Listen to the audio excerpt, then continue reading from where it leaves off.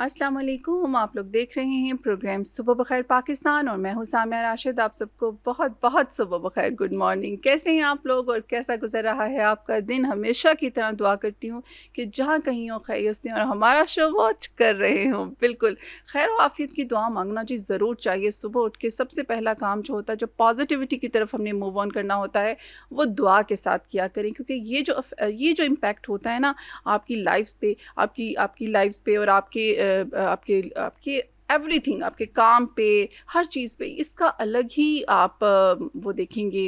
वो कहते हैं ना, एक स्पार्क देखेंगे खुद में कि जी अच्छा, अब हमें एनर्जी भी आ गई है, सब कुछ। तो पॉजिटिविटी बहुत ज़रूरी है, चाहे वो किसी भी वे से हो। चाहे आप सुबह उठकर जिम ज्वाइन करके आप खुद को अच्छा महसूस करते हो, आप कोई भी ऐसा काम जो आप अच्छा फील करते हो वो ज़रूर किया करें।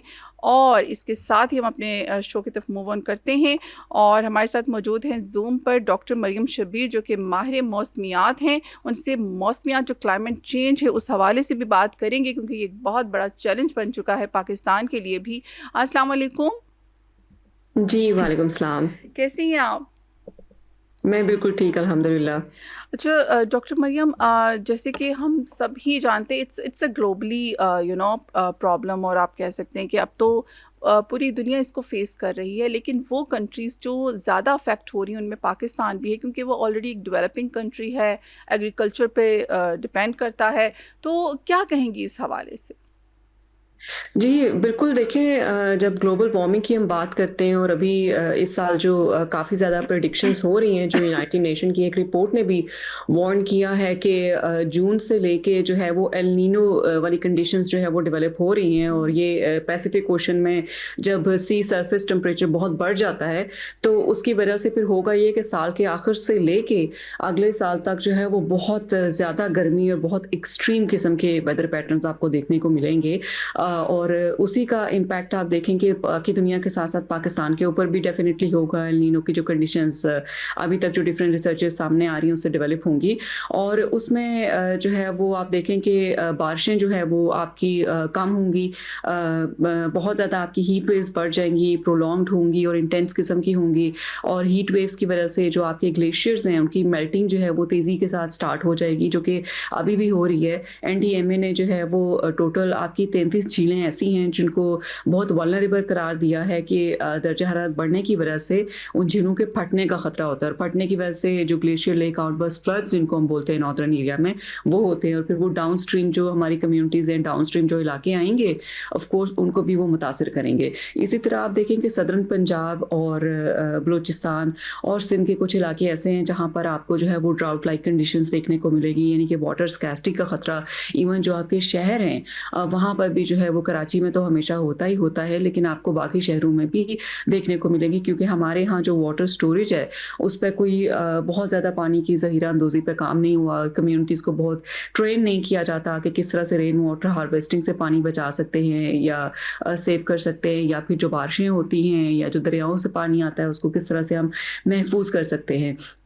तो ऑफ कोर्स पाकिस्तान के जो जैसा कि आपने एग्रीकल्चर का कहा पाकिस्तान का चूँकि हम एक एग्रीकल्चर कंट्री हैं, हमारी जो 60% तबका है हमारा जो वो ज़राअत से मुंसलिक होता है, चाहे वो खेती-बाड़ी की फ़ॉर्म में है, चाहे वो बिज़नेसेस की फ़ॉर्म में है, जो ज़राअत से मुतल्लिक हैं, तो वो आपका डेफ़िनिटली मुतासिर होगा और वक़्त गुज़रने के साथ-साथ हमने ये देखा है कि मुतासिर हो भी रहा है। जो क्लाइमेट चेंज में पाकिस्तान में शिफ्ट ट्रू। आ गया हुआ है, जिसकी वजह से आप ये देखें कि अप्रैल के शुरू में जो है वो अगली फसलें जो है वो बोने की तैयारी किसान कर रहे होते थे, लेकिन हमने देखा कि मई एंड तक जो आपकी गंदुम है उसकी कटाई खत्म नहीं हो रही थी पूरे पाकिस्तान में।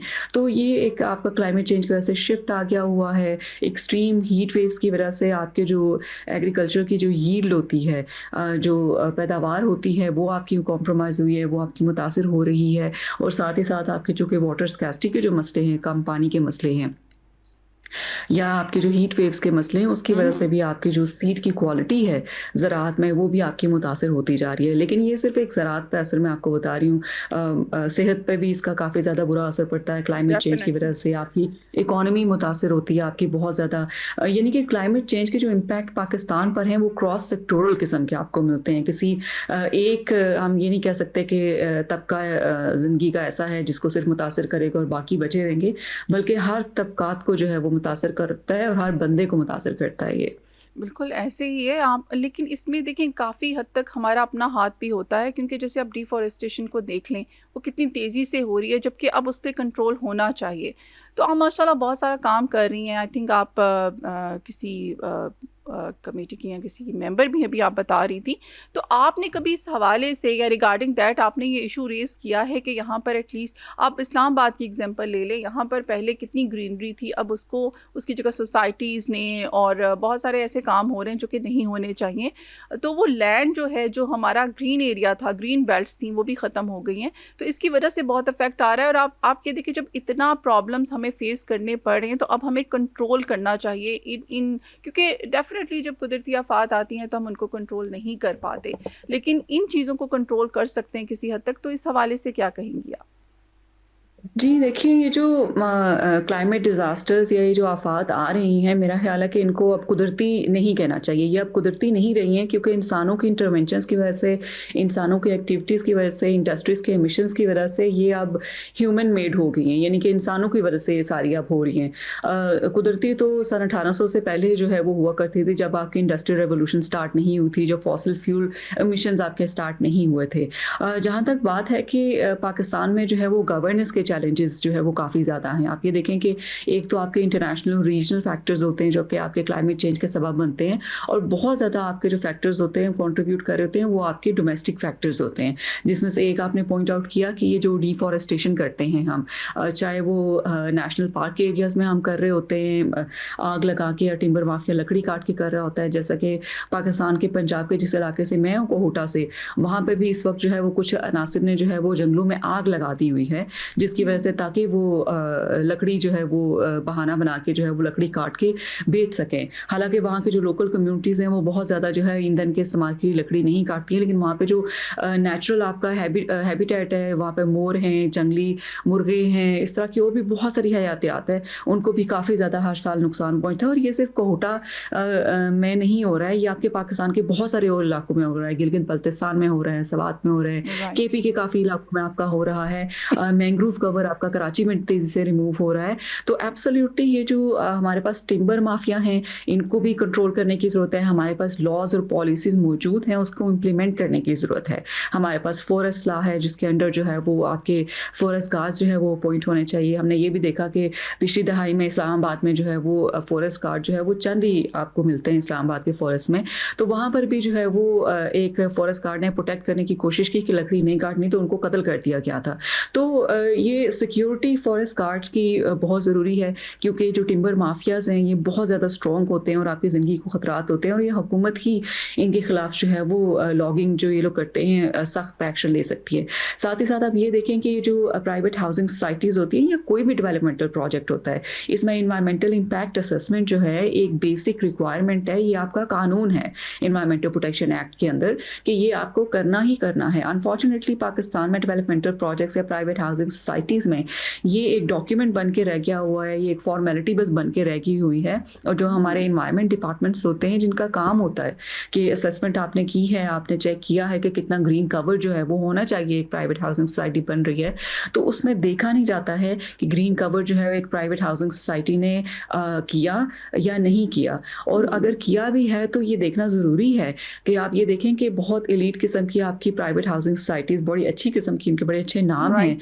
पाकिस्तान में हैं। और इस साल जब मैं पाकिस्तान गई, मैंने देखा तो मैं बड़ी हर्ट हुई ये देख के कि इस्लामाबाद रावलपिंडी में जो हाउसिंग कॉलोनीज़ है वहाँ पर आपको पाम ट्रीज़ नज़र आ रहे हैं, विच इज़ रिडिकुलस।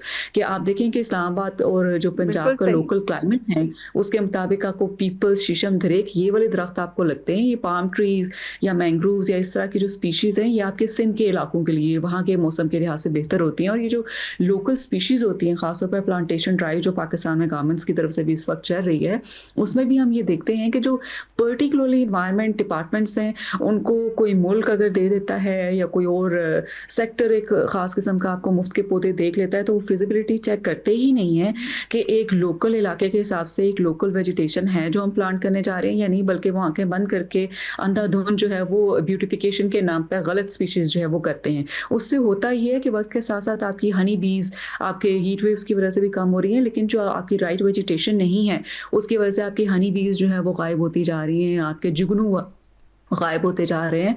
आपको जो ट्रू। चिड़िया माइग्रेटरी बर्ड्स आपको देखने को मिलती थी इन दरख्तों की वजह से, वो आपको अब नहीं देखने को मिलते हैं पाकिस्तान के मुख्तलिफ इलाकों में। और ये जो यानी कि इकोसिस्टम को जो एक दरख्त सपोर्ट करता है, जो टेम्परेचर को कम करता है, वो आपके लोकल दरख्त होते हैं। वो कोई भी दरख्त नहीं होता कि आप लगा दें तो करेंगे। तो ये बड़ा ज़रूरी है इस चीज़ को देखना, खासतौर पर गवर्नमेंट डिपार्टमेंट्स जो इसमें इन्वॉल्व होते हैं प्लांटेशन ड्राइव्स में, उनको देखना ये बड़ा ज़रूरी है कि वो राइट वेजिटेशन जो है वो राइट जगह के ऊपर ज़रूर करें। इसके अलावा आप ये देखें कि डिफॉरेस्टेशन के साथ साथ आपके और अर्बन ये जो इश्यूज़ हैं आपके, इसके अलावा आपके साथ साथ जो है वो आप ये देखेंगे जो डिस्प्लेसमेंट का इशू है, जो ये जो डिज़ास्टर्स होते हैं, चाहे वो फ्लडिंग है, चाहे वो हीट वेव है, उसकी वजह से इंटरनल डिस्प्लेसमेंट आपके पाकिस्तान के अंदर बहुत बढ़ रही है। आप देखेंगे जो ज़्यादा प्रेशर है वो चूँकि लोग सैलाब की वजह से या जो क्लाइमेट डिज़ास्टर्स होते हैं उनकी वजह से माइग्रेट शहरों की तरफ करते हैं। तो फिर होता ये है कि शहरों में आपका कंक्रीट बहुत बढ़ता जा रहा है, ग्रीन कवर कम होता जा रहा है, जिसकी वजह से आप देखें कि जो आपके नेचुरल रिसोर्सेज होते हैं शहरों में, उनके ऊपर भी प्रेशर्स आ रहे हैं। जैसे कि पानी जो है वो ज़्यादा लोग शहर में रहेंगे तो पानी की अवेलेबिलिटी का मसला हो रहा है, इस तरह ग्रीन कवर आपका कम हो रहा है, और भी बहुत सारे आपके जो चीज़ें A हैं वो lot आपकी of governance problems we are facing definitely because of this these intense weather, you know, आप क्या कह सकते हैं इसको। आप देखें इंटेंसिटी कितनी हो गई है वेदर में। और वही बात है, thank you so much doctor Mariam, आपने बहुत अच्छे से एक्सप्लेन किया। आई होप कि हमारे इदारों को, हमारी गवर्नमेंट को, वैसे तो इसके ऊपर बहुत बात होने लग गई है। एक देयर वाज अ टाइम जब इस पर बात ही नहीं होती थी, और मैं अब बहुत ज़्यादा शोज़ में इस चीज़ को, इस पॉइंट को रेज़ करती थी कि ये होना चाहिए। तो अब तो माशाल्लाह इसके ऊपर बात होती है, लेकिन आई विश कि उसके ऊपर इम्प्लीमेंटेशन भी हो, इन बातों पर, इन लॉज पे। Thanks again. हमारे साथ जी अभी मौजूद है नवीद खोखर, रिपोर्टर है रोज़ न्यूज़ इस्लामाबाद से जी। तो इनसे जानेंगे, एंकर पर्सन है पाकिस्तान और ऑस्ट्रेलिया के दरमियान 3 वनडे इंटरनेशनल मैचेस की होम सीरीज़ मई और जून 2026 में जो पाकिस्तान में खेली जा रही है, उस हवाले से हम इनसे जानेंगे। जी अस्सलाम वालेकुम, कैसे हैं आप? अच्छा, तो नवीद साहब, आप इस मैच, ये जो मैचेस होने जा रहे हैं, इसके हवाले से क्या कहेंगे? सामिया, बिल्कुल आधी सीरीज़ आलमोस्ट गुजर गई है, आधे से ज़्यादा गुजर गई है 3 मैचेस की सीरीज़ में। एक मैच पाकिस्तान 5 विकेटों से जीता था, पहला मैच जो रावलपिंडी में हुआ था। सेकंड वन जो अभी कल कदाफ़ी स्टेडियम लाहौर में हुआ, उसने पाकिस्तान को, मेरे ख्याल में पाकिस्तानी फैंस को बहुत मायूस किया है पाकिस्तानी टीम की कारकर्दगी को लेके। आप 41 रन से हार गए कल का मैच। जब भी आप मेरे शो में आते ना, आप मायूसी वाली बातें ज़्यादा वो होती हैं मैच की ना, वो मेरा ख्याल है जब विन किया था मैं वो वाला शो भी नहीं, आपके शो में नहीं, पाकिस्तान क्रिकेट टीम की कारकर्दगी को लेके आजकल मायूसी ज़्यादा ही है, क्योंकि जब आप मैच हारते हैं तो फिर यकीनी तौर पे आपको वो मायूसी होती है। मेरा ख्याल है सामिया कि मैच हार जीत तो ऑब्वियसली होनी है, हार ना हो, और दूसरा आप कहीं पे दिखे कि आप ना किसी इंटेंट के साथ खेल रहे हैं, तो फिर आपको 19-20 के मुकाबले से आप मैच हार जाते हैं। दिखे लगन नजर आनी चाहिए आपको जीत के लिए। वो जो जितने पैशनेट आप होते हैं वो आपको दिखना चाहिए। आप जब लड़ के जीतते हैं और लड़ के हारते हैं जब, तो फिर भी लोग आपको देख रहे होते हैं। हमें बहुत सारे मैचेस याद हैं, पाकिस्तान जब हारा लेकिन पाकिस्तानी लोगों ने उनको सपोर्ट किया। बट मेरा ख्याल है जो कल का मैच था वो ज़्यादा अच्छा नहीं था। आप जितना कमाल का कमबैक किया ऑस्ट्रेलियन टीम ने, आई थिंक ये ऑस्ट्रेलिया ही कर सकता है। आपको पहले मैच में 5 विकेटों से शिकस्त होती है, दूसरे मैच में आपने जिस तरह से वो प्रैक्टिस कर रहे थे, हमने प्रैक्टिस सेशन उनके देखे लाहौर में, वो लग रहा था कि वो आपको टफ टाइम देने के लिए आ रहे हैं। लेकिन मेरा ख्याल है हमने क्या किया कि हमने एक मैच जीतने के बाद बस सोच लिया कि नहीं यार ये तो बड़ी हल्की सी टीम है, तो हमने शायद ऑस्ट्रेलिया को जिम्बाब्वे समझ लिया था, कभी हल्का ना लें। और ऑस्ट्रेलियन टीम को आप क्रिकेट में कम से कम हल्का ना लें। और फिर आप 50 ओवर की क्रिकेट खेल रहे हैं, जो पाकिस्तान आमतौर पर जिनमें दिन ब दिन डाउन होता जा रहा है, जिसमें आप T20 में तो कहीं ना कहीं, बट 50 ओवर की क्रिकेट में आप वनडे सीरीज़ के अंदर या वनडे मैचेस के अंदर बहुत कमज़ोर होते जा रहे हैं। आप टेस्ट मैचेस में भी कमज़ोर होते जा रहे हैं। तो इस लंबे फॉर्मेट की थोड़ी क्रिकेट के अंदर आपको ऑस्ट्रेलियन टीम का मुकाबला करने के लिए कम से कम आपको मज़ीद आपके अंदर एक पॉजिटिव एनर्जीज़ होनी चाहिए थी। आपके बॉलर्स ने कल थोड़ा फंसाने की कोशिश की है। आपके टॉप ऑर्डर्स ने, आपके premium fast bowler Shaheen Shah Afridi ने 3 खिलाड़ियों को आउट कर दिया। फिर आपके हारिस रऊफ ने भी कुछ एक या टेल एंडर्स को आउट करके 2 विकेट्स उन्होंने भी हासिल कर लिए। बट आपके जो स्पिनर्स हैं उन्होंने 4 विकेट्स कल हासिल किए। 230 के अराउंड वो आपने उन्हें महदूद किया। कुछ ज़्यादा बड़ा टारगेट नहीं था। कल की विकेट नो डाउट थोड़ी सपोर्ट कर रही थी, बॉलर्स को सपोर्ट कर रही थी, मुश्किल थी थोड़ी बैट्समैन के लिए। बट 231 रन 230 रन उन्होंने बना लिए।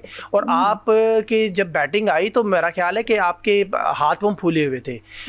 ऑस्ट्रेलियंस ने पूरी प्लानिंग के साथ आए थे, उन्होंने पहला मैच हारा तो उन्होंने दूसरे मैच के जीतने के लिए आए थे, उनकी तैयारी भी लग रही थी। फिर उन्होंने जो तब्दीलियाँ की, बदलाव की, 5 उनके जो स्पिनर्स हैं वो खेल रहे थे, एडम जंपा को वो लेकर साथ में आए थे, वो प्रॉपरली तैयार हो। फिर आप फंसे उनके स्पिनर्स के आगे, बट आप उनके फास्ट बॉलर्स के आगे भी फंसे। आपके नेथन एलिस ने शुरुआत में 3 विकेट्स हासिल की हैं, नीचे एडम जंपा ने खिलाड़ी को आउट किया। मेरा ख्याल है कि ऑस्ट्रेलियंस ने जो जिस प्लानिंग के साथ वो आए थे उन्होंने उसी प्लानिंग के साथ गेम किया। आपकी हिकमत अमली नहीं थी, आपके टॉप ऑर्डर्स फंसे। जब आपके टॉप ऑर्डर्स फंसते हैं, आमतौर पर पाकिस्तान के साथ हमने देखा ही है कि आपके टॉप ऑर्डर्स फंसते में आपने बाबर आजम नंबर 3 के ऊपर आते हैं। बाबर आजम भी रन नहीं बना सके। अब मुश्किल वक्त में बाबर भी परेशान हो जाते हैं, एलबी होते हैं, एलबी के आप बैट और पैड के दरमियान आप बॉल को जगह दे रहे होते हैं और आप विकेट पे जा रहे होते हैं। बहुत सारी चीज़ें ये बाबर आजम के साथ चलती ही हैं। बाबर थोड़े से ज़रूर आ रहे हैं वापस फॉर्म के अंदर, बट कल का मैच बाबर आजम के लिए था। बाबर आजम को ये करना चाहिए था, प्रूव कर सकते थे। वो हमारी टीम क्यों रिलैक्स हो जाती है? हमारी टीम क्यों नहीं ये समझती कि इसको लगन के साथ, उसी तरह जो एक वही बात आपकी लास्ट टाइम भी आपने कहा था, वो जो जज्बा होता था, वो पेशेंट था हमारे खिलाड़ियों में पहले जो होता था कि जी हारना तो है ही नहीं, और ऐसे खेलना है कि पता चले कि खेला है, मैच खेला है। इवन हारते भी थे तो वो भी विनर्स की तरह लगते थे, क्योंकि वो जिस तरह से वो मैच चलता था।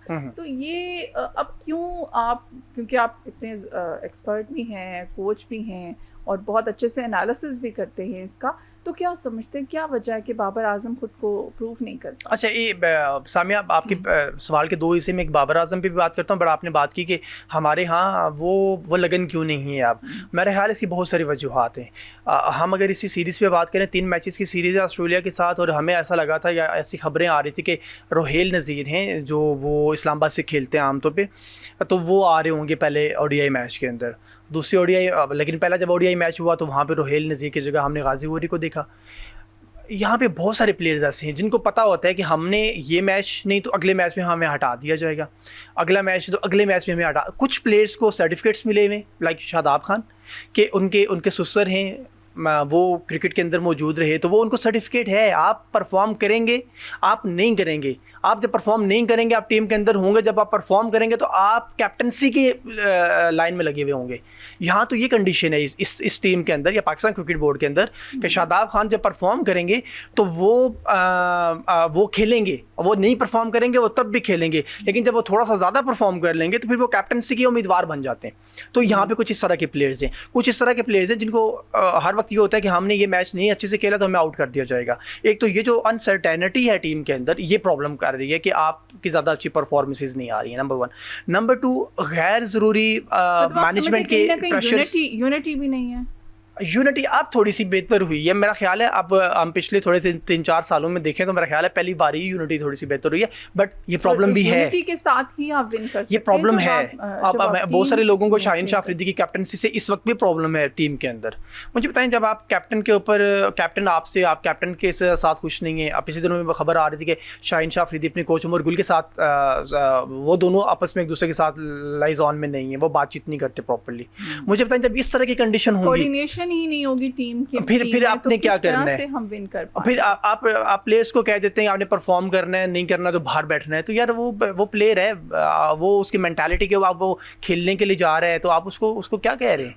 ये तो बात की हैं। आपने एक सीरीज़ दे दिया तो एक प्लेयर को दे दें, आपने पूरी सीरीज़ दे दें। और मेरा जो सबसे इंपॉर्टेंट जो चीज़ है, जो पॉइंट है हमारा, हम क्रिकेट के अंदर आप बहुत लैग कर रहे हैं। हमारे पास लोग मौजूद हैं, हमारे पास अच्छे फास्ट बॉलर्स मौजूद हैं, हमारे पास बैटर्स मौजूद हैं। हम कुछ पिछलों से जान नहीं छुड़ाना चाह रहे।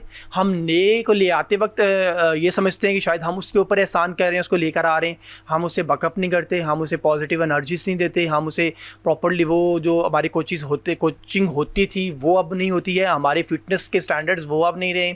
हम वर्ल्ड टेस्ट चैम्पियनशिप में 9 में से 8वें नंबर के ऊपर मौजूद हैं, नीचे से दूसरे नंबर के ऊपर हम मौजूद हैं।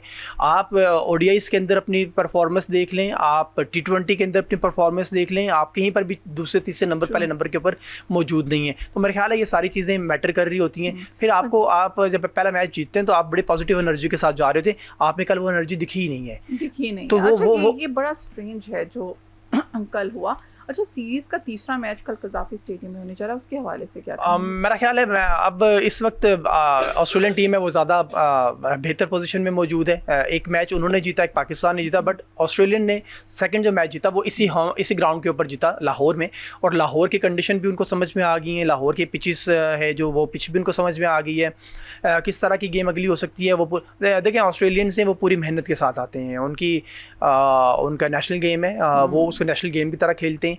और जितने प्रोफेशनल गेम है, जितने प्रोफेशनल हैं ऑस्ट्रेलियंस, तो मेरा ख्याल है मैं फेवर में जाऊंगा ऑस्ट्रेलिया के कि वो ज़्यादा इसमें पोजीशन में होंगे कि वो इस सीरीज़ को जीतने के लिए जाएंगे, 2-1 से वो सीरीज़ को जीतने के लिए जाएंगे। बट पाकिस्तान अपने होम ग्राउंड के ऊपर खेल रहा होगा। आपको अगर आपने तब्दीलियाँ बदलाओ तो मेरा नहीं ख्याल है कि होंगी इसमें, क्योंकि नसीम शाह को आप ला नहीं सकते। सुफियान वकीम को लाएंगे तो किसकी जगह लाएंगे? इब्रार परफॉर्म कर रहे हैं, सुफियान वकीम को कैसे लाएंगे? शादाब को बाहर बिठा देते हैं, तो शादाब ने तो कल 71 रन बना लिए, तो वो तो अब अगले मेरे ख्याल है 10 मैच उनके मजीद पक्के हो गए हैं, वो तो अगले 10 मैचेस में नहीं जाने वाले। बड़े महंगे बॉलर हैं पाकिस्तान के शादाब खान, आप उन्हें भी तब्दील नहीं कर सकते। आप समझ रहे हैं कि तब्दील नहीं हो सकती, तब्दील कोई नहीं हो सकता। रुहेल नसीर को आप जगह नहीं देंगे, गाजी गोरी क्योंकि अच्छी परफॉर्मेंस में मौजूद है, वो रन भी कर लेते। कल उन्होंने थोड़ी सी गलती की है, आप स्विंग होती हुई बॉल को आप क्रॉस बैट के साथ खेल रहे हैं, तो मेरा ख्याल है आपको आउट होना बनता था, जैसे आप आउट हुए। साजिद खान को क्यों टेस्ट में रखा हुआ है, ये क्वेश्चन। देखिए साजिद खान या नुमान अली हैं जो वो, एक तो ये कि मेरा ख्याल है उन्होंने बहुत क्रिकेट खेली है, उन्हें टेस्ट के ही पाकिस्तान में आप मुख्तलिफ बॉलर्स को या मुख्तलिफ प्लेयर्स को मुख्तलिफ फॉर्मेट्स खिलाते हैं। अब्दुल्ला शफीक को आप ओडीआई खिलाते थे, साथ में टेस्ट खिलाते थे, आजकल आप उन्हें ओडीआई नहीं खिलाते, टेस्ट ही खिलाते हैं। अजहर अली टेस्ट ही खेलते थे, शान मसूद टेस्ट ही खेलते हैं। तो मेरा ख्याल है कुछ प्लेयर्स को आपने जिस तरह नो डाउट के नुमान और साजिद को कभी आपको ट्राई करना चाहिए, बट शायद पीसीबी क्या सोचता है इस सारे मामले को लेके कि आपने वो इस फॉर्मेट के बॉलर नहीं हैं, ये बात की जाती है। हमने भी सवाल किया कि साजिद और नुमान को कम से कम ओडीआई के लिए आप ज़रूर कंसिडर करें, बट वो समझते हैं कि शायद ये इस फॉर्मेट के बॉलर नहीं है। वो फॉर्मेट वो 30-30 ओवर करवा लेते हैं, वो टेस्ट के बॉलर हैं, उनको वहीं पर ही होना चाहिए। नहीं, आपके पास यहाँ सुफियान वकीम मौजूद हैं, आपके पास यहाँ इब्रार भी मौजूद हैं, अब आपके पास इरफात मिन्हास भी आ गए हैं और ये बेहतरीन ऑलराउंडर बनेंगे। मेरा ख्याल है इरफात मिन्हास, अगर आप मेरे से राय जाने तो मेरा ख्याल है शादाब खान का नंबर ख़त्म हो सकता है, उनका पत्ता कट सकता है, लेकिन अगर शादाब खान के पीछे इतनी बड़ी सिफारिश नहीं हो जिस तरह से ये मिन्हास की कारकर्दगी है सामने, मेरा ख्याल है कि सिफारिशात को ख़त्म करना चाहिए अगर हम विन करना चाहते हैं। तो हमें जो अच्छा दूसरा ये कि हमें वहाँ से बच्चे प्लीज़ लेकर आएँ जो पहले आया करते थे, जिन ग्राउंड से खेले हुए बच्चे आया करते थे। अब वही बात है कि अंडर 13, अंडर 12, ये एक अजीब सा सिस्टम शुरू हो गया जिससे हमें कोई कामयाबी नज़र नहीं आई। हमें वो कामयाबी ज़्यादा नज़र आती है जब बच्चे में पता ही नहीं होता था, एक लड़का आता था और वो अपने ग्राउंड्स में खेल के, गांव में खेल के आता था और कहता था मुझे टीम में रख लो, और उसका टेस्ट होता था और वो बहुत अच्छी परफॉर्मेंस देता था और उसको रख लिया जाता था। आई विश कि वही वाला मेथड हम दोबारा उसको अपनाएं, क्योंकि उसी में आप जो है ना जेन्युइन लोगों को निकाल पाते हैं। ये जो आए होते हैं क्लब से, ये तो सब कर लेते हैं। तो thank you so much Naveed साहब, हमने अपना आपका मैसेज भी पहुंचा दिया, अपना भी एक छोटा सा मैसेज दे दिया हुकूमत तक अगर पहुंच जाए तो। और आप भी माशाल्लाह पीसीबी के कोच हैं, आप भी पहुंचाएं। थैंक्स अगेन, आप आए शो पर, बहुत अच्छा लगा। इसके साथ ही जो टाइम होता है छोटी सी न्यूज़ ब्रेक का, स्टे ट्यून, मिलते हैं ब्रेक के बाद। वेलकम बैक, हम आ चुके हैं वापस। हमारे साथ मौजूद हैं जी एंकर पर्सन हैं रोज़ न्यूज़ महविश मुमताज़, और वो गिलगित बल्तिस्तान से बात करेंगी हमारे साथ, क्योंकि वहाँ पर आप सबको पता है जी हो रहे हैं इलेक्शंस और क्या हालात हैं, ये तो हम उन्हीं से जानेंगे। अस्सलाम वालेकुम महविश। जी वालेकुम सलाम जी, कैसी हैं आप? अल्हम्दुलिल्लाह, फाइन, वेरी वेल। आप खैरियत से हैं? जी, इलेक्शंस हो रहे हैं, वहाँ पर क्या हालात हैं आजकल? जी, first of all miss Samia, thank you so much for having me over here. और सेकेंडली बताती चलूँ कि गिलगित बल्तिस्तान में आम इंतखाबात की तैयारियां अरूज पर है। इस वक्त गहमा गहमी जो है वो देखने को मिल रही है। 7 जून 2026 को पोलिंग डे होगा, और ये सिचुएशन है कि इस बार कंपटीशन बहुत सख्त है। 5 साल बाद चूंकि एक लीडर का इंतखाब करना होता है, तो यकीनन यहाँ पर बड़ी तैयारियां हैं इस वक्त। अच्छा, तो क्या लग रहा है कौन सी पार्टी जो है उसके चांसेस ज्यादा हैं विन करने के? वेल, इट डिपेंड्स के किस कैंडिडेट की जानिब से या फिर कौन सी पार्टी की जानिब से तैयारियां किस हद तक मजबूती के साथ पकड़ के बैठे हुए हैं। बिकॉज एज यू नो कि यहाँ पर होमवर्क करना जरा जरूरी हो जाता है। In Gilgit Baltistan I want to clear it के यहाँ पर शख्सी वोट भी ज्यादा हैं। गिलगित बल्तिस्तान के इस वक्त 10 डिस्ट्रिक्ट हैं, 24 हल्के हैं, और साथ ही जब ये इलेक्शन की मामलात की बात कैबिनेट तैयार होती है तो यहाँ पर तकरीबन 33 सीट्स बन जाती हैं। अगर हम जो मुशीर हैं और कोऑर्डिनेटर्स हैं ये तमाम मिला भी लें तो ये 35 टू 38 सीट्स बन जाते हैं। तो इस हवाले से ये है कि डिफरेंट सिनेरियो डिस्ट्रिक्ट्स वाइज हैं, क्योंकि वहां पर कुछ जगह पर पार्टी की वैल्यू ज्यादा है, पार्टी वोट है, और कुछ डिस्ट्रिक्ट्स में या कुछ हलकों में जो है वो शख्सी वोट ज्यादा है, शख्सियत को पसंद की जाती है। आइदर कि वो किसी सियासी जमात के साथ मुंसलिक हों या फिर वो इंडिपेंडेंटली आगे आ रहे हों, तो ये मामलात हैं। और 10 डिस्ट्रिक्ट में Gilgit is known as the headquarter of Gilgit Baltistan and Skardu is known as the headquarter of Baltistan. तो ये यहाँ पर हल्का वाइज भी तैयारियां बड़ी मजबूत हैं। आपने ये देखा होगा सामिया के यहाँ इस वक्त फेडरल से भी सियासी जमातों के रहनुमा लीडर्स जो हैं वो तशरीफ फरमा रहे हैं, कैंपेनिंग में भरपूर अंदाज में शिरकत कर रहे हैं और कोशिश की जा रही है कि वोट तोड़े जाएं, वोट जो है वो मांगे सही अंदाज में, और जीत उन्हीं की सियासी यानी जो जमातें हैं उन्हीं की हों। मोस्ट प्रोबेबली यहाँ पर पीपल्स पार्टी और नून लीग के दरमियान बहुत कॉम्पिटिशन है। पीटीआई का जैसे फेडरल में हमने देखा इलेक्शन में, एक तो उनके इंतखाबी निशान के हवाले से प्रॉब्लम हुए, देन उनकी कैंपेनिंग के हवाले से कुछ मसाइल यहाँ पर पेश आए, लेकिन अभी तक मामलात दुरुस्त हैं, ठीक है ओवरऑल। ओके, मामलात दुरुस्त हैं और अच्छे चल रहे हैं। और पार्टीज में आप कह रही हैं पीपल्स पार्टी और नून लीग जो हैं वो ज़्यादा इसमें पावर में नज़र आ रही हैं। इसके अलावा कौन कौन सी पार्टीज हैं जो पार्टिसिपेट कर रही हैं? इसके अलावा जो हमारे पाकिस्तान में हम कहें चारों सूबों में ऑलरेडी सियासी जमातें हैं, जिसमें पीएनपी भी हो गया, इस्तेकाम पाकिस्तान पार्टी भी यहाँ पर लॉन्च हो चुकी है प्रॉपरली, और मौलाना साहब की जमात भी है। तो जो जमातें इस वक्त फेडरल में हैं, जो पाकिस्तान के चारों सूबों में हैं, उनका जैसे एमक्यूएम है, एमडब्ल्यूएम है, तो वो गिलगित बल्तिस्तान में भी उसी तरह से एग्जिस्ट करती हैं। यहाँ पर अपनी कोई लोकल पार्टी इंट्रोड्यूस अभी तक नहीं हुई है, जिसकी वजह से कुछ लोग जो है वो इंडिपेंडेंट आने की कोशिश कर रहे हैं। पीटीआई वाले भी इंतखाबी निशान ना मिलने की वजह से वो इंडिपेंडेंट ही सामने इस वक्त नजर आ रहे हैं। ओके, तो क्या लग रहा है कि अभी ये जो जोशो खरोश इंतखाबात में होता है, मतलब पब्लिक का जो होता है, उसके हवाले से क्या कहेंगी कि क्या जोशो खरोश नज़र आ रहा है? ऑब्वियसली ये एज आई सेड के 5 साल बाद अवाम के पास ये सुनहरा मौका होता है कि वो अपने लीडर का इंतखाब करें, एक ऐसा नुमाइंदा जो कि उनके तमाम मसाइल को हल करने की एक कैपेसिटी भी रखता है, वो काबिलियत भी रखता है। तो उसी को मद्देनजर रखते हुए यहाँ पर अवाम के अंदर तो बहुत ज्यादा एक जोश और जज्बा और उम्मीद है कि वो अच्छे लीडर का इंतखाब करेंगे, और जब वो लीडर असेंबली में पहुंचेगा या उनकी हुकूमत बनेगी तो वो अपने अवाम के लिए डिलीवर करेंगे। और यहाँ ये भी बताती चलूं कि यूथ इस वक्त पार्टिसिपेंट नजर आ रही है, और बिल्कुल एक ट्रांसपेरेंसी जो है वो शो कर रहे हैं कि इस बार जो है ना इलेक्शन में हम भी उसी तरह से पार्टिसिपेट करेंगे, हमारे वोट की वैल्यू होगी और हमारा ही वोट यकीनन हमारे रोशन मुस्तकबिल का जामिन होगा। तो इस वक्त बड़े बुजुर्ग बच्चे सब अपने हाथों में झंडे भी लिए हुए हैं और एक विजन भी रखते हैं कि किसको वोट देना है, क्यों देना है, उनके मैनिफेस्टो के ऊपर जाना है हमने, या उनकी प्रीवियस जो परफॉर्मेंस रही है उसके ऊपर जाना है, या इन फ्यूचर जो वो सोच रखते हैं अपने इलाके के लिए। तो ये इस वक्त मैं देख रही हूँ, बल्कि ये फर्स्ट टाइम ही होगा in the history of Gilgit Baltistan कि यूथ भी बड़े अच्छे अंदाज में इसके अंदर पार्टिसिपेंट हमें नजर आ रहे हैं। यूथ, ये बड़ी अच्छी आपने बात बताई कि यूथ बहुत ज़्यादा पार्टिसिपेट कर रही है। तो यंग लोग सामने आ रहे हैं जो कि इंतखाबात में, इलेक्शंस में, या वही जो पुराने जो थे इक़्तिदार में वही लोग दोबारा से इसमें पार्टिसिपेट कर रहे हैं? इसमें मिक्स्ड अप है, कुछ नई नस्ल भी मैदान में इस वक्त आ गए हैं कि हम जरा आजमा लें खुद को भी और अवाम को भी। और सामिया साहबा आपको बताती चलूं, मजे की बात ये भी कि यहाँ पर इस बार खवातीन की भी शिरकत जो है ना वो ज्यादा इसमें नजर आ रही है। खवातीन जो है वो अपने सीट्स के लिए वो लड़ती नजर आ रहे हैं इलेक्शन में। हालांकि Gilgit Baltistan is known as the jewel of Pakistan, लेकिन वो एक पहचान उस तरह से न मिलने की वजह से खवातीन फील्ड में आगे बहुत मुश्किलात उनको होती थी, तो वो शायद पसंद नहीं करती थी कि हमें आगे एक्सेप्टेंस होगा या नहीं।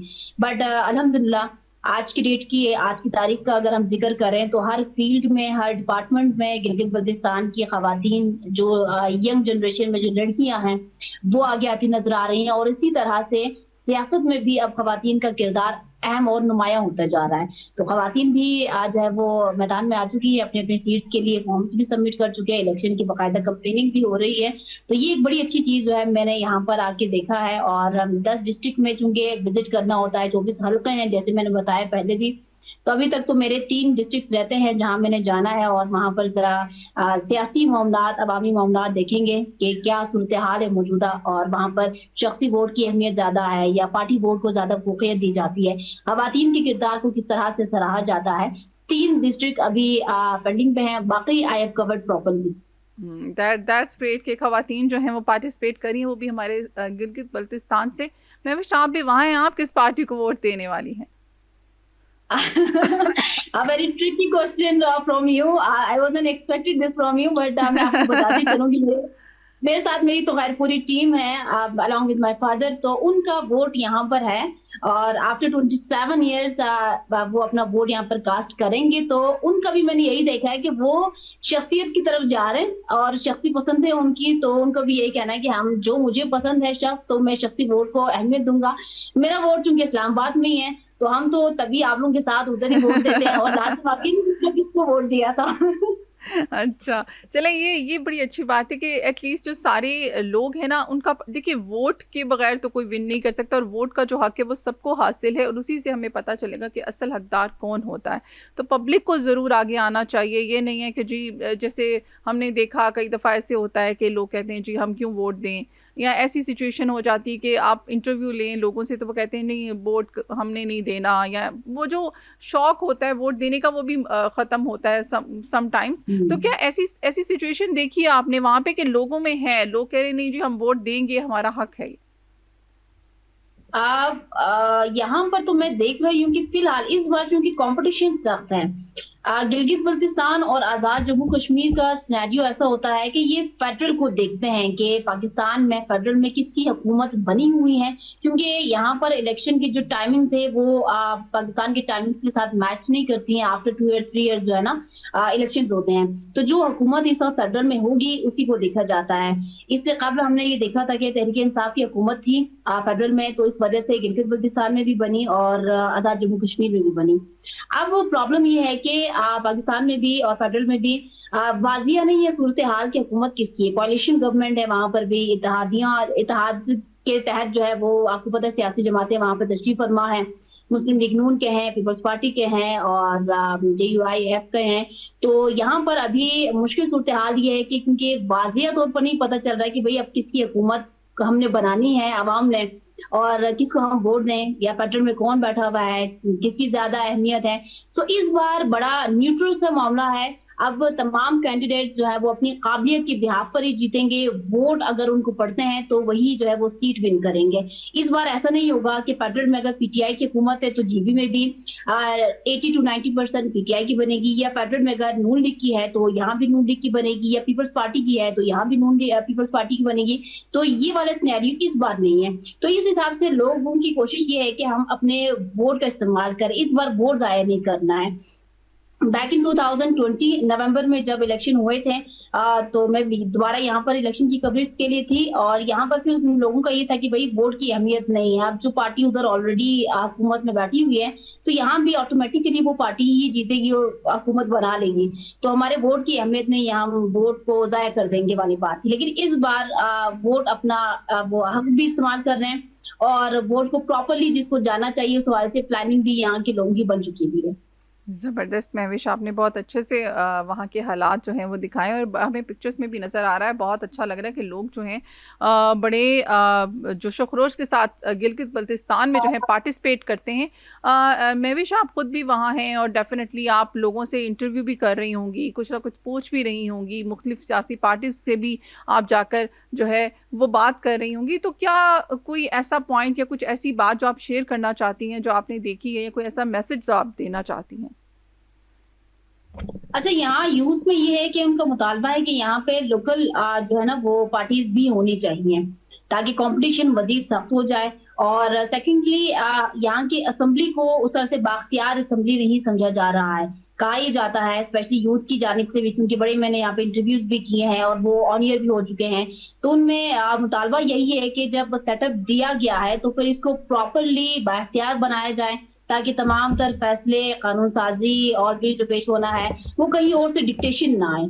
तो जब आजादी है तो मुकम्मल तौर पर आजादी, यानी कि freedom of speech, freedom of expression properly यहाँ पर दी जाए, कठपुतली सेटअप ना बनाए जाए, ये यहाँ के लोगों का भी मुतालबा है। और अगेन, जब किसी के पास इख्तियारात ना हो, कुर्सी पे तो बैठा हो लेकिन जब पावर ना हो फिर उस कुर्सी का फायदा नहीं होता। तो ये लोगों में थोड़ा बहुत मैं देख रही हूँ कि ये चीजें एग्जैजरेट होने लगी हैं, विच शुड बी फोकस्ड। और इसके ऊपर यहाँ की जो हुकूमत जो भी बनेगी वो अवाम को बावर करवाए कि भाई हमारे पास कुर्सी भी है तो पावर भी होगी, तो हो सकता है कि अवाम उनके ऊपर ट्रस्ट भी उसी तरह से करे जिस तरह से करते हैं। बाकी इलेक्शन की तैयारियां बहुत जोर शोर के साथ आगे बढ़ रही हैं और इवन वॉलंटियरली जो है वो लोग आगे आकर अपने अपने कैंडिडेट्स की कैंपेनिंग में मसरूफ हैं।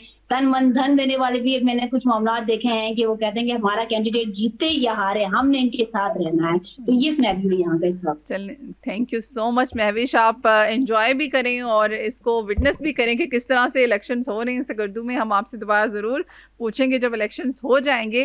Thanks again. अच्छा जी, इसके साथ ही हमारे साथ मौजूद हैं गुलाम रसूल बलोच, दफाई तज्जिया कार हैं। ईरानी जजीरे पर जो अमेरिका के हमले के बाद, अच्छा जी, साबिक सफ़ीर भी हैं जी, आपको बताते चलें। गुलाम रसूल बलोच इस वक्त जूम पर हमारे साथ मौजूद है। ईरान और अमेरिका की सिचुएशन के हवाले से हम आपसे जानना चाह रहे हैं, अभी जो करंट सिचुएशन है उसके हवाले से क्या कहेंगे? देखिए, ये बड़ा कॉम्प्लेक्स इशू है। ईरान और अमेरिका की जो दुश्मनी है और एक ideological, political, geo strategic conflict है, वो 50 साल पुराना है। और नेतन्याहू जो कि 40 साल से काबिज है एक रेसिस्ट और एक ज़ायोनिस्ट स्टेट का, वो 40 साल से प्लानिंग कर रहा था किस तरह से अमेरिका और ईरान के दरमियान लड़ाई की जाए, या एक लिहाज से अमेरिका को आमादा किया जाए कि वो अपने फोर्सेस भेजे। अब जब उन्होंने मिसकैलकुलेशन कर ली मिस्टर ट्रंप ने, लेकिन जब एक बहुत ही तकड़ा जवाब आया, बहुत मजबूत जवाब आया, बड़ी डिटर्मिनेशन से जो है वो ईरानियन कौम ने, फौज ने, उनकी लीडरशिप ने बड़ी हिकमत और दिलेरी दोनों चीजों को मिला के मुकाबला किया। तो अब एक लिहाज से अमेरिका मजबूर हो गया कि उसको जरूर, और फिर ये कि जिस तरह उन्होंने वॉर को एक्सपेंड कर दिया हॉरिजॉन्टली, कि जो वहाँ प्रो अमेरिकन जेसीसी कंट्रीज हैं या जो दुनिया में एनर्जी मार्केट पे जिस तरह असर हुआ, तो अब वो अमेरिका चाहता है कि अमन हो जाए। लेकिन जो मसला है इजराइल का, क्योंकि नेतन्याहू इस जंग को लेके अपना जो उसका बहुत ही घिनौना ख्वाब है ऑफ ग्रेटर इजराइल, उसको वो रियलाइज करना चाह रहा है। लिहाजा इसकी वजह से वो स्पॉइलर का रोल अदा कर रहा है और वो नहीं चाहता कि किसी तरह से अमन यहाँ पे आएगा। लेकिन अंदाजा ये है, जो बहुत सारे एनालिस्ट भी इस चीज से एग्री करते हैं, कि आप आने वाले दिनों में इसी तरह से देखेंगे कि आधा अमन होगा, आधी जंग होगी। It can never be A total war. आधा अमन और आधी जंग, जी बड़ा, हाँ, ये इज अ वेरी नेबुलस।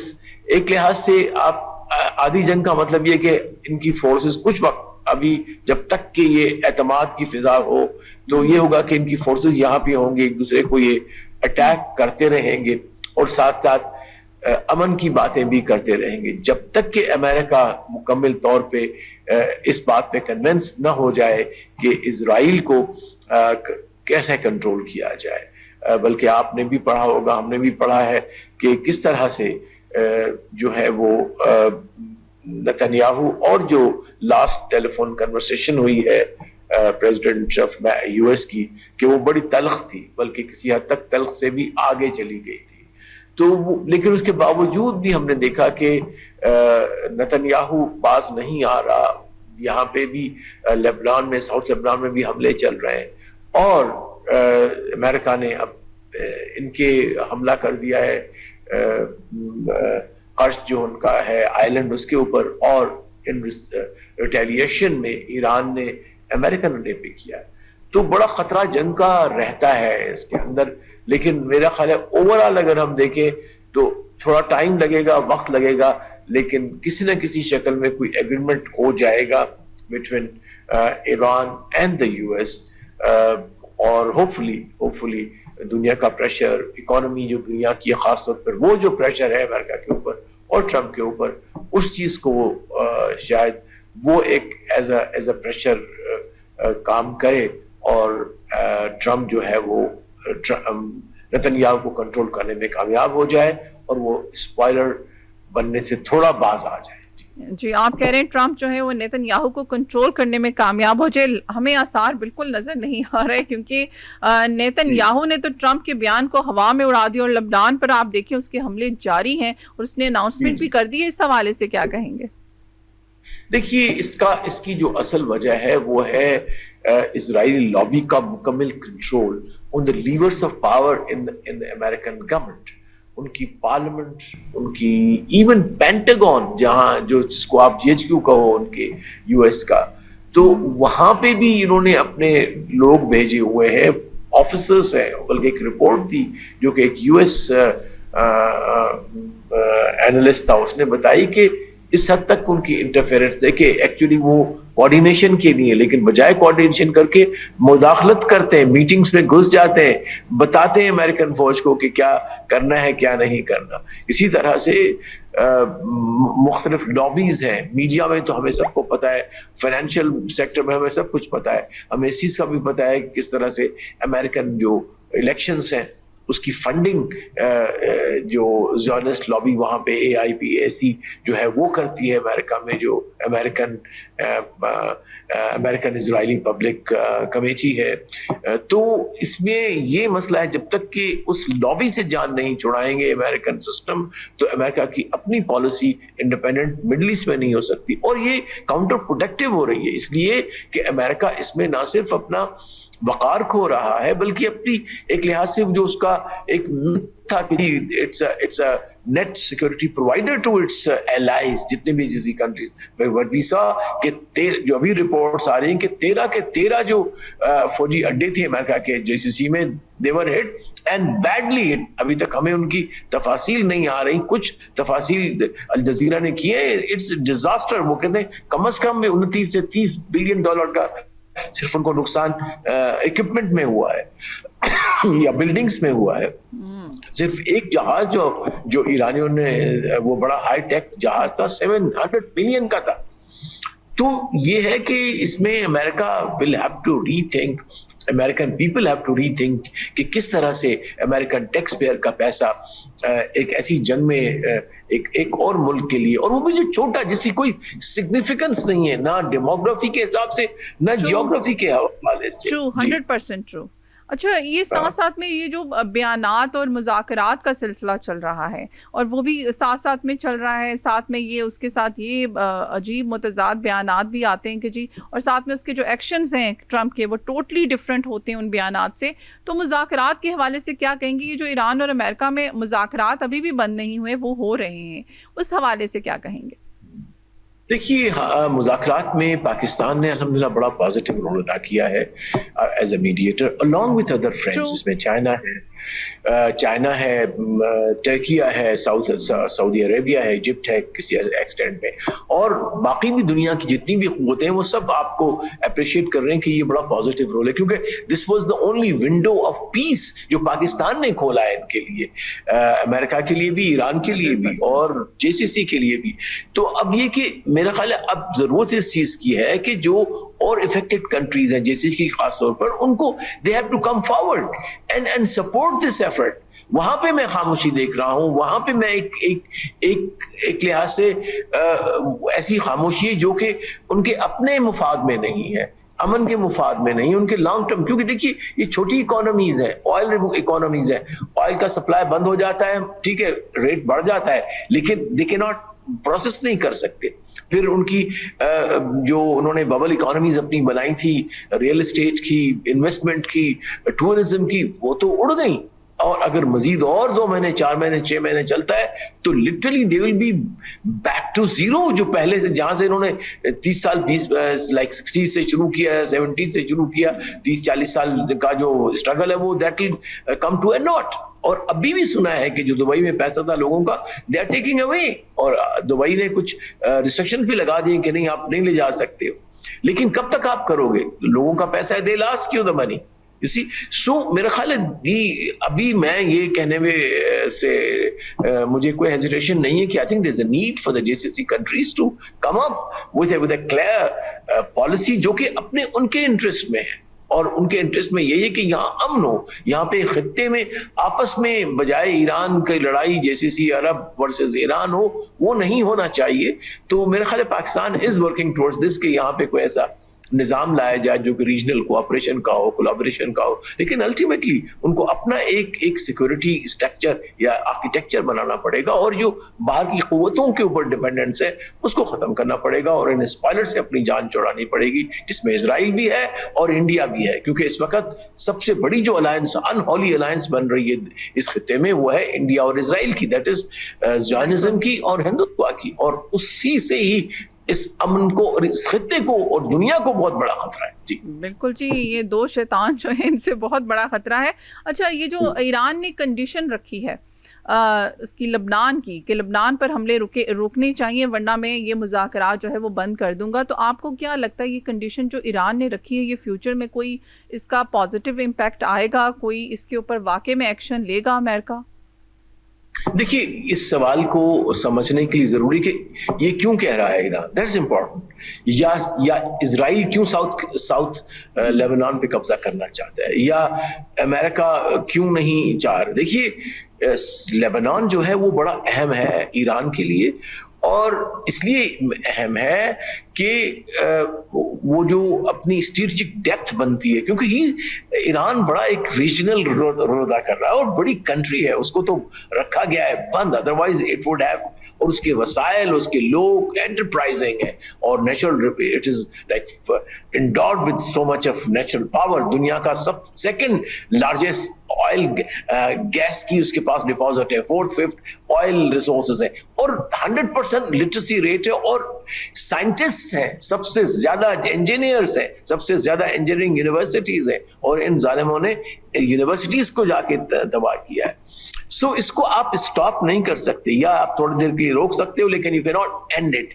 तो मेरे ख्याल है अब वक्त आ गया है कि ईरान और जो रीजनल कंट्रीज हैं आपस में उनका हो जाए। या मैं लेबनान पे मैं आपको बता दूं, अब लेबनान के लिए भी ये मसला है कि अगर वो जो हिजबुल्लाह या जो वहां पे लोग बैठे हुए हैं इजराइल के साथ, उसमें उसके पड़ोसी हैं, तो वो तो उनको गजा बना देगा अगर वो ईरान के साथ नहीं कोऑपरेशन करते। सो आई थिंक दोनों तरफ से it is not only religion but it is geo strategic, Jio military consideration है जिस वजह से ये दोनों आपस में कोऑपरेशन कोलैबोरेशन करते हैं। I think Iran will try to keep these conditions and should not, और करेगा भी नहीं मेरा ख्याल है कि वो ऐसा पीस करे जिससे साउथ लेबनान के लोग उसका नजराना दे दें उनको। No, that will be a very big moral defeat in my view, और करना भी नहीं चाहिए। और ये मैं again I appreciate Pakistan stand के, और इसमें खासतौर पर जो हमारे फील्ड मार्शल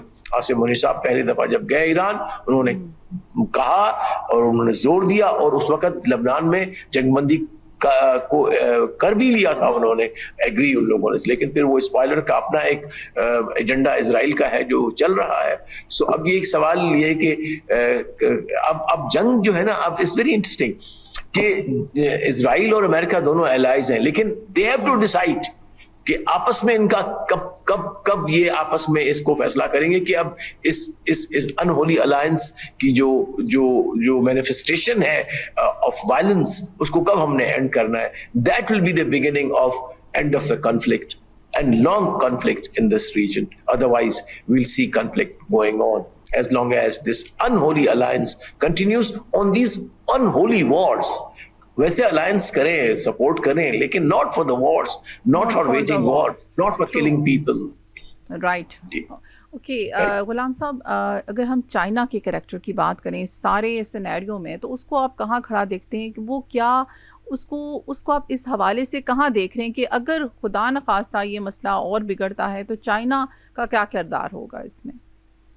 देखिए, चाइना की पॉलिसी बड़ी वाज़ेह है कि वो किसी वॉर में इस वक्त इन्वॉल्व होने के लिए तैयार नहीं, और ख़ास तौर पर अमेरिका के साथ किसी रीजनल वॉर के अंदर, एक्सेप्ट जो उसका वाइटल इंटरेस्ट है वो है ताइवान। अगर वहाँ पे कुछ डेवलपमेंट होती है कि ताइवान यूनिलैटरली जो है वो अपनी इंडिपेंडेंस करता है, जो है डिक्लेयर, या अमेरिकन कोई अड्डा मांगता है या मिलिट्री आके वहाँ बैठती है, तो obviously China will go to war. उसके अलावा वो मेरे ख्याल डिप्लोमेसी और पैसिवली और बिहाइंड द सीन काम करता रहेगा, लेकिन उसने कहा भी है कि हम पाकिस्तान के इन एफर्ट्स को सपोर्ट करते रहेंगे। सो इन अ वे वी आर टुगेदर, लेकिन हम आगे आगे हैं, और आपको एक सपोर्ट ग्लोबल पावर की चाहिए होती है। इसलिए चाहिए होती है कि जब यूएन में मसाइल जाते हैं तो वहाँ पे they have a veto power, तो वहाँ पे आपको नजर आता है कि चाइना कहाँ खड़ा हुआ है। और बहुत सारे ऐसे ये लोग लाए थे resolution in the UN security council जिसमें ईरान को कंडेम किया जा रहा था, लेकिन they were vetoed by Russia as well as China. तो एक लिहाज से ये एक अलायंस आगे चल के आप देखेंगे मजीद और फाल होगी, और उसका इम्पैक्ट भी होगा इंटरनेशनल पॉलिटिक्स के ऊपर। लेकिन अभी तक उन्होंने रशिया को एक और ख़राब वॉर में, या एक वॉर ऑफ एट्रिशन में यूक्रेन में किया हुआ है, और चाइना इस वक्त तक तैयार नहीं है अभी तक स्ट्रेटेजिकली टू कन्फ्रंट मिलिट्रीली। तो आने वाले कुछ आई थिंक चंद साल और हमें या दुनिया को ये हेजेमनी अमेरिका की, और अनफॉर्चुनेटली जो ब्लड शेड है, wars of bloodshed by Israel, वो हमें नजर आएंगी। अभी अनफॉर्चुनेटली बहुत डार्क प्रोग्नोसिस है आने वाले वक्त का, लेकिन कोशिशें पाकिस्तान और बाकी जो लोग करना चाह रहे हैं अमन के, वो करते रहने चाहिए। जी थैंक यू सो मच गुलाम साहब, बहुत अच्छे से आपने एक्सप्लेन किया, और हम सब उम्मीद कर सकते हैं कि ये सब ना हो, सब जो है वो अमन की तरफ ही हम जाएं, ये खिता भी अमन में ही रहे तो अच्छा है, और पाकिस्तान अपनी कोशिशों में हमेशा कामयाब रहे, आमीन। जी टाइम होता है छोटी सी कमर्शियल ब्रेक का, स्टे ट्यून, मिलते हैं after the break. Welcome back, हम आ चुके हैं वापस, और हमारे साथ जूम पे अभी मौजूद हैं सैयद ज़फ़र अब्बास, माहिर मुआशियात हैं, उनसे बजट के हवाले से जानेंगे। अस्सलाम वालेकुम। जी वालेकुम सलाम, थैंक यू। जी कैसे हैं आप? अल्हम्दुलिल्लाह, शुक्रिया जी। आज हमने फिर सुबह सुबह बुला लिया जी बजट के हवाले से बात करने के लिए, और जब बजट के हवाले से बात होती है तो बड़ा दिल कोई खुश नहीं होता, दुखी होता है अवाम का। मुझे ये बताएं, इस दफ़ा कोई चांस, कोई छोटा सा 1% चांस कि अवाम को भी रिलीफ मिलेगा, या अवाम भी खुश होगी?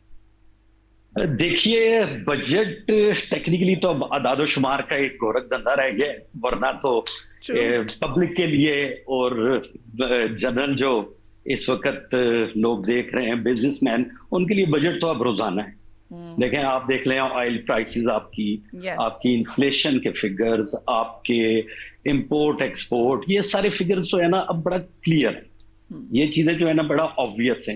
लेकिन बजट में इस वक्त जो आगे आपको पता है, ईरान और अमेरिका का कन्फ्लिक्ट की वजह से जो इन्फ्लेशन के फिगर्स बहुत राइज हो चुके हैं, और आपको जो इस वक्त हिट कर रहे हैं, सबसे इंपॉर्टेंट आपका जो इंपोर्ट बिल है, बजट इस लिहाज से ये वाला बहुत इंपॉर्टेंट हो गया कि क्या इसमें है पब्लिक को कोई रिलीफ, बिजनेसमैन को कोई रिलीफ, क्या किसी सेक्टर को रिलीफ मिलेगा, ये बहुत इंपॉर्टेंट क्वेश्चन इस वक्त है। ठीक है, अब गवर्नमेंट जो रिलीफ देती है अपनी लाजिम बात है, अगर उसके टैक्स के फिगर्स पूरे हो गए हैं, उसने अपनी टैक्स कलेक्शन पूरी कर ली है, फिर तो वो इस काबिल होते हैं कि पब्लिक को रिलीफ भी दिया जाए। और लेकिन अनफॉर्चुनेटली जब हम फिगर्स देख रहे हैं, वो फिगर्स इतने खातिर खा हौसला अफजा नहीं है, और उसमें एफबीआर की जो कलेक्शन है वो काफी अपने टारगेट से पीछे है।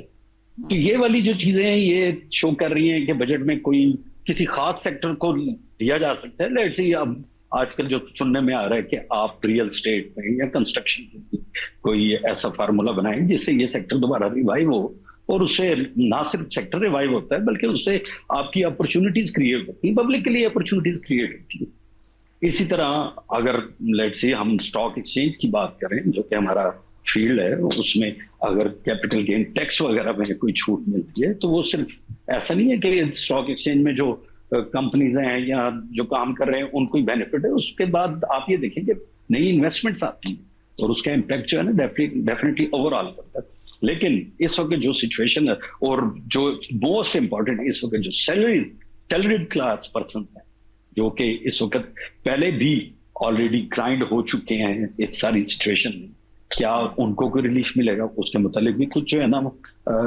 एक्सपेक्टेशन है कि सैलरीड क्लास की जो इन्होंने बनाई हुई है फार्मूला, उसमें भी कुछ रिलीफ होगा। तो लेट्स सी, एक उम्मीद है इंशाल्लाह। जी इंशाल्लाह, उम्मीद पे तो ज़फ़र साहब हम अरसों से, सालों से, सदियों से मुझे लगता है कायम है। अच्छा ये बताएं कि ये जो आवाम को तो डेफिनेटली रिलीफ के चांसेस कम हैं, लेकिन आप इस बजट के हवाले से हमेशा जो है वो गरीब बंदा जो है वो ज़्यादा पिसता है। हम क्यों नहीं इसको फॉर्म में ला सकते? हम क्यों नहीं उन लॉज को इम्प्लीमेंट कर सकते जिससे जो है वो ये रैशनल हो जाए, और इसको थोड़ा सा आप फॉर्म में लाएं? थोड़ा सा इस तरह के सजेशंस तो दी जा सकती हैं बजट में, ये क्यों नहीं दी जाती? अब वो टैक्स जो है वो अगर कोई 6 करोड़ कमा रहा है उस पर भी उतना ही है, जो बेचारा 60,000 कमा रहा है उस पर भी उतना ही टैक्स होता है। क्योंकि आप कोई भी चीज़ लेने जाएं, आप मैं कहती हूँ छोटा सा साबुन का आप सोप भी लें तो उस पे भी टैक्स आप एक गरीब जो है वो बंदा वो पे कर रहा होता है। तो ये इसको क्यों नहीं हम फॉर्म में ला सकते? देखिए उसकी जो है ना, जो मेन वजह ये है कि आप पॉलिसीज बनाते हैं अगले पूरे साल की, लेकिन क्या होता है अनफेवरेबल सर्कमस्टांसेस गवर्नमेंट्स को मजबूर करते हैं कि वो दरमियान में इंटरप्ट करके अकॉर्डिंग टू हालात चेंज करें। लेट्स सी, उसकी सबसे बड़ी मिसाल आप ऑयल प्राइसेस की देख लें कि अगर ऑयल प्राइसेस पहले 1 महीने बाद चेंज होती थी, उसके बाद फोर्टनाइटली करीब 15 डेज की, और आज जो है ना आपको वीकली बेस पे करना पड़ रहा है।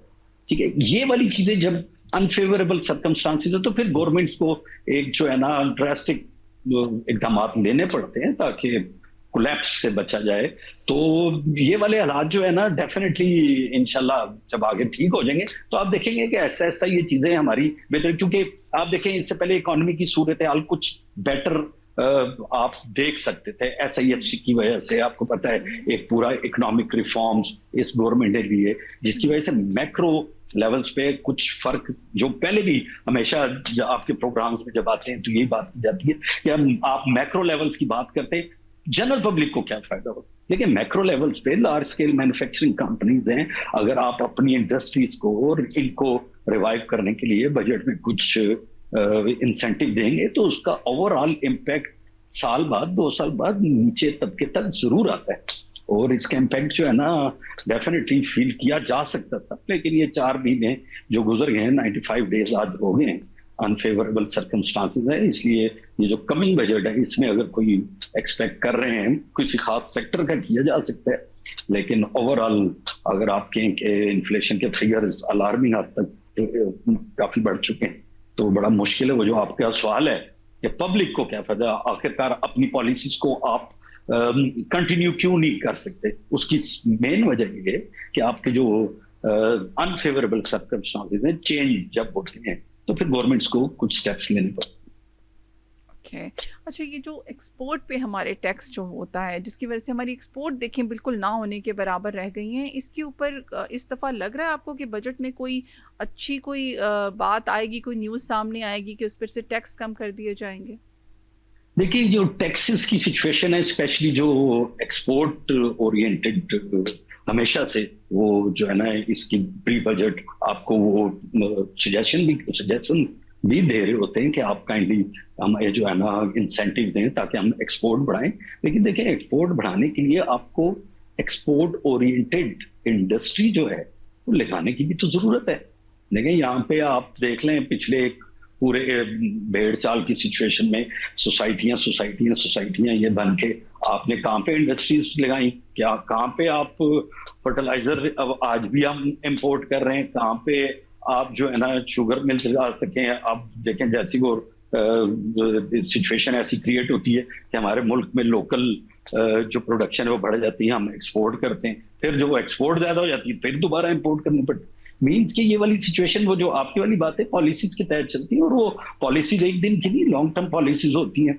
और जो आपका जो मेन क्वेश्चन है उसका ये कि अगर आप एक सेक्टर जो कि एक्सपोर्ट कर रहा है उसे अगर इंसेंटिव देंगे तो आपके एक्सपोर्ट राइज होंगे। और सबसे बड़ी बात है इस वक्त इंटरनेशनल मंडियां जो हैं उनमें पाकिस्तान को कंपटीशन के भी बहुत ज्यादा सामना है। ये तो अभी हम माशाल्लाह GSP+ सिचुएशन में बैठे हुए हैं, यूरोपियन मंडियां हमारे लिए ओपन है, अमेरिकन मंडियां ओपन है, लेकिन अब आप देखें कि हमें थोड़ा सा टफ साइड से मिलती जा रही है, वो एक सिचुएशन अलार्मिंग है। ऐसे ही है। अच्छा, हमारे जो बेसिक नीड्स हैं उन उस हवाले से क्या कहेंगे? तालीम हो गई, खुराक हो गई, इलाज हो गया, हेल्थ के रिगार्डिंग इस पे भी थोड़ा सा रिलीफ आवाम को मिलना चाहिए।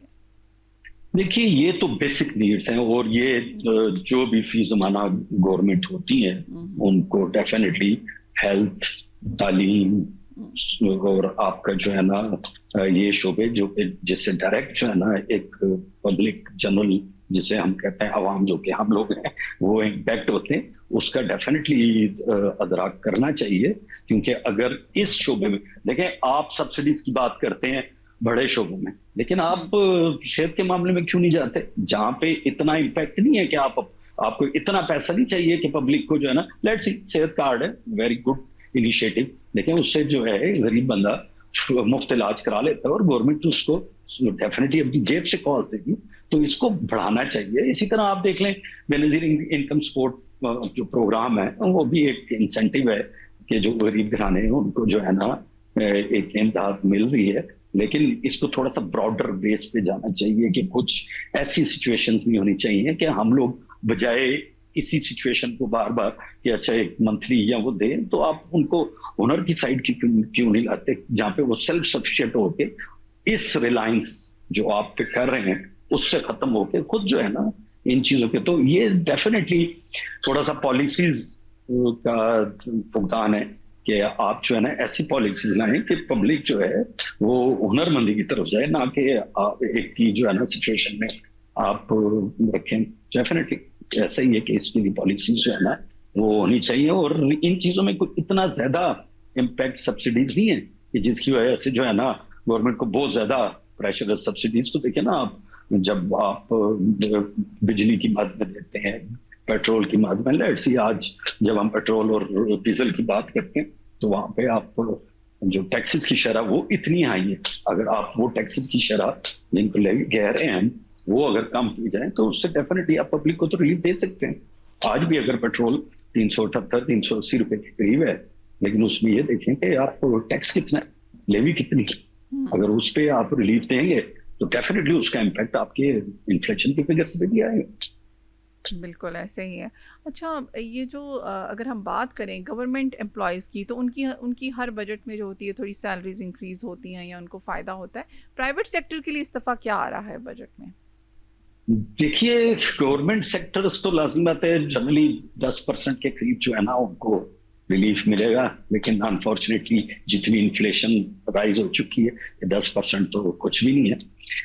प्राइवेट सेक्टर चूंकि इस वक्त सफर कर रहा है, आपको पता है इंडस्ट्रीज कम प्रोडक्शन, LSM आपकी लार्ज स्केल मैन्युफैक्चरिंग जो प्रोडक्शन है उसमें थोड़ा सा राइज है, लेकिन वैसा नहीं। लाजिम बात है जो ओनर है वो अपने उस हिसाब से पब्लिक सेक्टर प्राइवेट सेक्टर वाले वो डेफिनेटली वैसा जो है ना इम्पैक्ट देंगे, जो कि लगता नहीं है कि 10-15% से ज्यादा अगर कोई इम्पैक्ट इस वक्त कोई भी प्राइवेट सेक्टर या गवर्नमेंट सेक्टर वो अफोर्ड करे।